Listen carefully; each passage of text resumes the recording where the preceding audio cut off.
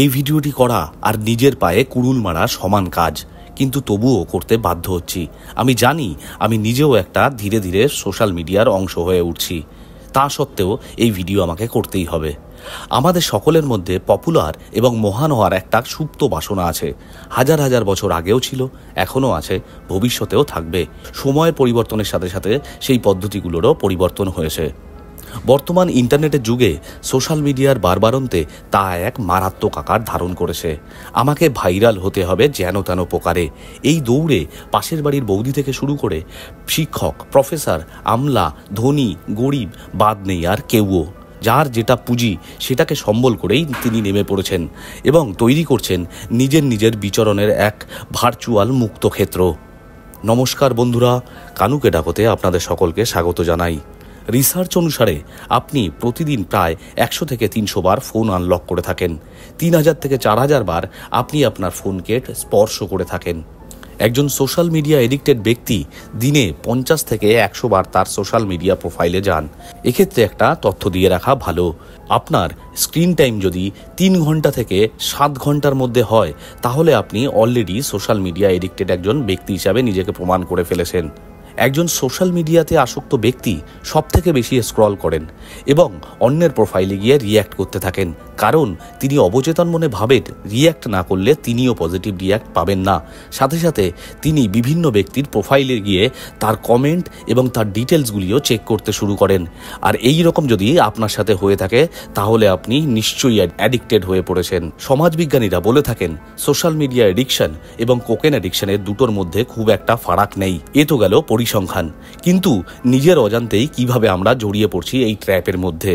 এক ব্রিটিশ সাংবাদিক ফেসবুকের মালিক জুকারবার্গকে প্রশ্ন করেছিলেন, ফেসবুকের মাধ্যমে কত লোক নতুন নতুন মানুষের সাথে পরিচিত হতে পারছে, তাদের সাথে বন্ধুত্ব হচ্ছে, এমনকি বিয়ে পর্যন্ত সেটা গড়িয়ে যাচ্ছে। আপনি কি চান তারা বিয়ে করে একসাথে থাকুক, নাকি দুজনে আলাদা আলাদাভাবে ফেসবুকে আরও বেশি সময় কাটাক?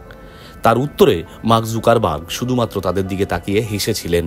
এখন প্রশ্ন হলো, কারা কিভাবে এই জালে আটকে পড়ছে? সোশ্যাল নেটওয়ার্কিং সাইটগুলো এমনভাবে বানানো হয় যাতে আপনি আরও বেশি সময় স্ক্রিনে কাটান। হাজার হাজার কোটি টাকা দিয়ে অ্যাটেনশন ইঞ্জিনিয়ারদের হায়ার করা হয়। আপনার সার্ফিং ডকুমেন্ট নিয়ে সেই ধরনের লোকের সাথে আপনাকে মিট করিয়ে দেওয়া হয় যাদের সাথে আপনি সেই মুহূর্তে মিশতে চাইছেন। কারা কিভাবে সোশ্যাল মিডিয়ায় আসক্ত হয়ে পড়ে তার জন্যে সমাজবিজ্ঞানীরা 3টে বয়সকে বিভক্ত করেছেন।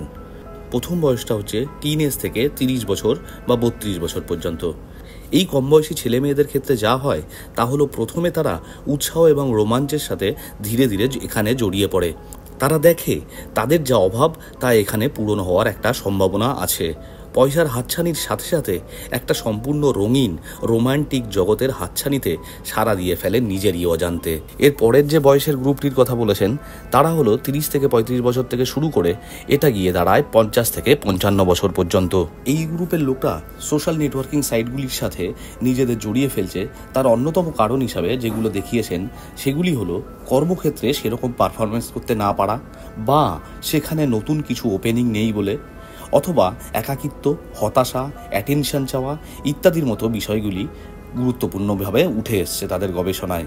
কিন্তু যারা সমাজের গুরুত্বপূর্ণ পেশার সাথে যুক্ত, আর্থিক অসঙ্গতিও নেই, তারপরও কিভাবে এই ট্র্যাপের মধ্যে তারা পড়ছেন তার অন্যতম কারণ হিসাবে দেখাচ্ছেন তারা যে ফেম, যশ বা খ্যাতি অর্জন করাই বা ভাইরাল হওয়া, এই বিষয়টি এখানটায় ভীষণভাবে গুরুত্বপূর্ণ হয়ে এসছে। এটা একবার শুরু করলে বেরিয়ে আসা বড় মুশকিলও তারা বলেছেন। লন্ডন স্কুল অফ ইকোনমিক্সের একদল গবেষক দেখিয়েছেন এই মধ্যবয়সী নরনারীরা যদি হঠাৎ করে সোশ্যাল নেটওয়ার্কিং সাইটের মধ্যে নিজেদের পপুলারিটি চেয়েছেন, তাদের এখান থেকে বেরোনোর হার মাত্র 5%। এসবের জন্য বিভিন্ন সময় তারা অপরাধ এবং অনৈতিক কাজও করতে পিছু পা হন না, এমনকি প্রচুর পয়সাও খরচ করে ফেলেন। জাপানের একদল গবেষক দেখিয়েছেন 50 বছরের ঊর্ধ্বের লোকেরা সাধারণত একাকিত্ব, হতাশা এবং যৌন উত্তেজনার কারণেই সোশ্যাল মিডিয়ার ফাঁদে পড়েন। এক্ষেত্রে পুরুষদের সংখ্যা প্রায় 95 to 97%। এই গ্রুপের লোকেদের অপর দুটি কারণের কথাও বলেছেন। তা হলো, নাম্বার 1, বাস্তবে যাদের সঙ্গে তার যোগাযোগ হচ্ছে প্রতিদিন প্রতি মুহূর্তে তাদের কাছ থেকে ততটা মনোযোগ না পাওয়া, ফলত ভার্চুয়াল ওয়ার্ল্ডের উপর এদের ভরসা করে থাকতে হচ্ছে সেই নেগেটিভিটিকে দূর করবার জন্যে। দ্বিতীয়ত, এরা দেখানোর জন্যও করে থাকেন। এরা নিজের সামনে থাকা মানুষকে বোঝাতে চান যে আমি কোনো কিছুতে কম নই, আমারও একটা গ্রুপ অফ ফলোয়ার আছে। আপনি কি করে বুঝবেন আপনি সোশ্যাল মিডিয়ায় আসক্ত ব্যক্তি হয়ে গেছেন এবং কিভাবে তাদের বিছানো জালে আপনি নিজেকে ধরা দিয়ে ফেলেছেন? ভিডিও শুরুর প্রথমেই দেওয়া পরিসংখ্যানগুলো যদি আপনার সাথে মিলে যায় তাহলে আপনি আসক্ত হয়ে গেছেন। দ্বিতীয়ত, আপনার যদি ঘন ঘন আপনার কোনো সোশ্যাল নেটওয়ার্কিং সাইটে পোস্ট করতে বারবার মন চায়।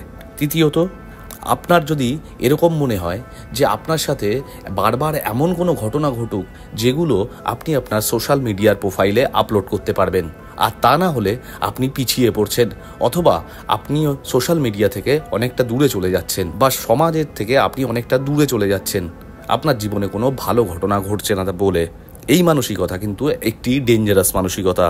চতুর্থত, আপনি কোনো কিছু পোস্ট করবার পর যদি কিছুক্ষণ পর পর আপনার দেখতে মন চায় কত লাইক হলো, কে লাইক করলো, কারা কমেন্ট করলো, কি কমেন্ট করলো, এবং যদি আপনি রিপ্লাই দেন তাহলে বুঝবেন আপনি অ্যাডিকশনের প্রথম স্টেজ কমপ্লিট করে ফেলেছেন।